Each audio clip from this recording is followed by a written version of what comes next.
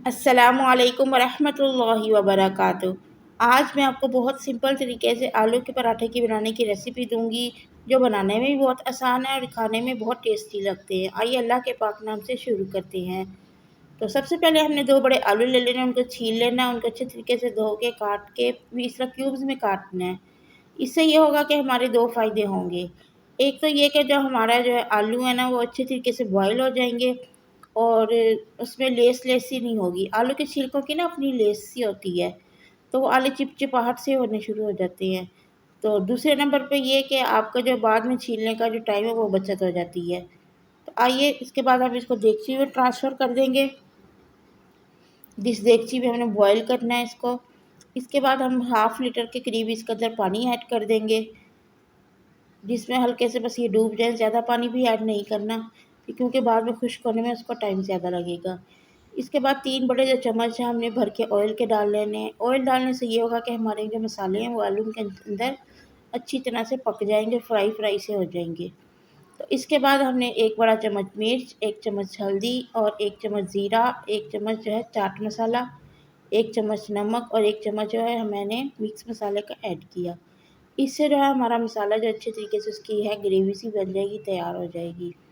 تقریباً 20 منٹ تک ہم اس کو اس طرح دم والی آنچ پہ رکھیں گے۔ تو ماشاءاللہ سے دیکھیں یہ ہمارے آلو بالکل گل چکے تھے، ان کا پانی بھی خشک ہو گیا تھا۔ تو اس کے بعد اس کو ٹھنڈا کرنے کے بعد میں نے اس کو ٹرانسفر کر دیا باؤل میں۔ اب اس کو میش کر لیں گے۔ اگر آپ کے پاس میشر نہیں ہے تو آپ ہاتھ کی مدد سے بھی کر سکتے ہیں، کوئی ٹینشن والی بات نہیں ہے۔ تو اس کو اچھے طریقے سے میش کر لیں گے، کوئی گٹلی وغیرہ نہ رہے، پھر اس سے یہ ہوگا کہ ہمارا پراٹھا جو ہے وہ پھٹ جائے گا۔ تو اگر آپ چاہیں اس کے اندر لیمبو بھی ایڈ کر سکتے ہیں، لیکن میں نے نہیں کیا تھا۔ اس کے بعد ہلکا سا دھنیا ایڈ کر دیں گے، اس سے ہمارے پراٹھے کی خوبصورتی بڑھ جائے گی۔ تو دیکھیں ہمارا مسالہ ماشاءاللہ سے ریڈی ہو چکا ہے۔ تو آئیے ہم پراٹھے کی طرف چلتے ہیں۔ تو سب سے پہلے ہم نے پراٹھے کے لیے ہم نے آٹا جو لیا ہوا ہے وہ بالکل تھوڑا سا ہارڈ ہے۔ عام روٹی کی نسبت تھوڑا سا ہارڈ لیں گے، کیونکہ اگر ہمارا آٹا سافٹ ہوگا تو ہمارا پراٹھا پھٹ سکتا ہے، اگر ہماری اسٹفنگ سافٹ ہوگی تو وہ بھی ہماری پراٹھے سے نکل سکتی ہے۔ تو دونوں چیزوں کا دھیان رکھنا ہے، آپ نے بالکل بھی سافٹ نہ ہوں، بالکل تھوڑے تھوڑے ہارڈ سے ہوں۔ تو اس طرح ہم نے آٹے کی 2 چھوٹی چھوٹی لوئیاں تیار کر لینی ہیں۔ پہلے ہم ایک لوئی کو اچھے طریقے سے بیل لیں گے، تو اس کے بعد ہم پھر دوسری روٹی کو اچھے طریقے سے بیلنا، نہ زیادہ موٹا کرنا ہے نہ زیادہ باریک کرنا ہے، دھیان سے کرنا ہے۔ تو ماشاءاللہ سے دیکھیں ہماری ایک روٹی تیار ہو چکی ہے۔ اسی طرح سے سیم ہم دوسری روٹی بھی تیار کریں گے اور پھر اس کے اندر اسٹفنگ بھریں گے۔ تو بالکل دھیان سے آپ نے کرنا، اگر آپ کو خشکا کم لگ رہا تو آپ اور لگا کے اس کو تھوڑا سا باریک سا بیل سکتے ہیں۔ تو ماشاءاللہ سے میں فائن آٹا استعمال کر رہی ہوں، آپ کوئی بھی آٹا بھی استعمال کر سکتے ہیں، گندم کا بھی استعمال کر سکتے ہیں۔ فائن آٹے کے یہ ہوتا ہے کہ پراٹھے جو ہیں بہت ہی اچھے بنتے ہیں، لذیذ بنتے ہیں اور وائٹ کلر کے ہوتے ہیں، تو بہت دیکھنے میں بھی بہت خوبصورت لگتے ہیں۔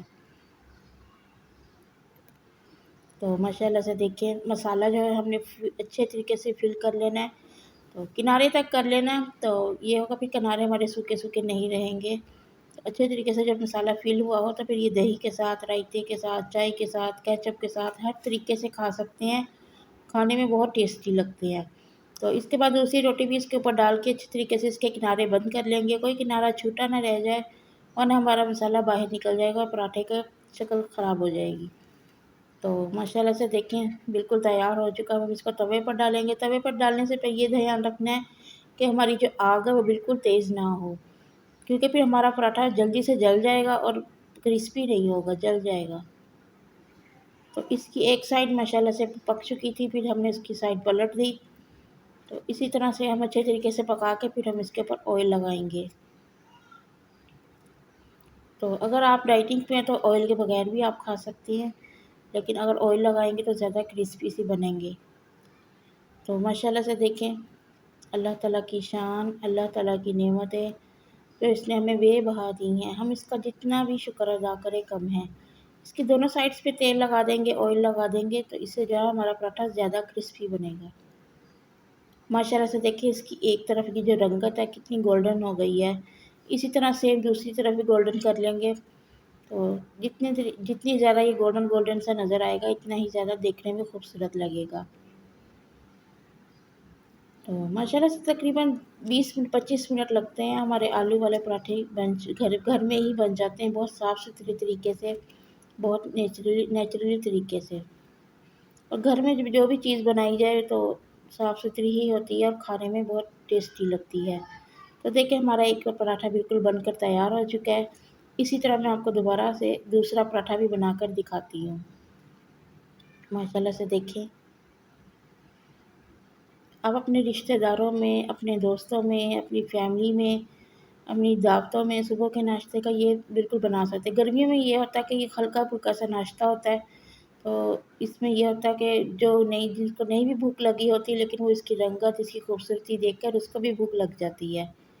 तो बहुत टेस्टी लगते हैं खाने में। आलू जो है वो हर चीज़ में ही अच्छे लगते हैं, चाहे रोटी में हो, चाहे सालन में हो, चाहे चावलों में हो। तो आलू तो एक जान है सब्ज़ी की और हमारी। तो माशाल्लाह से देखें दूसरा पराठा भी हमारा तैयार हो चुका है। तो ज़्यादा टाइम नहीं लगा।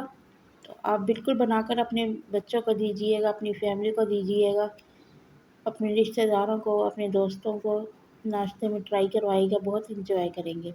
तो माशाल्लाह से देखें हमारा दूसरा पराठा भी बनकर बिल्कुल तैयार हो चुका है। तो देखें आप इसकी रंगत ये देखें माशाल्लाह से। अब मैं आप इसको खोल के भी दिखाऊँगी कि इसके अंदर कितना मसाला हमने फ़िल किया और देखने में कितना अच्छा लग रहा है। देखिए माशाल्लाह से अल्लाह ताला की शान, अल्लाह ताला की नेमतें जो इसने हमें बेबहा दी हैं। अगर आपको ये रेसिपी पसंद आए तो आप ज़रूर ट्राई कीजिएगा, कमेंट्स में बताइएगा। अपना और अपनी फैमिली का ख़याल रखिएगा। अल्लाह हाफ़िज़।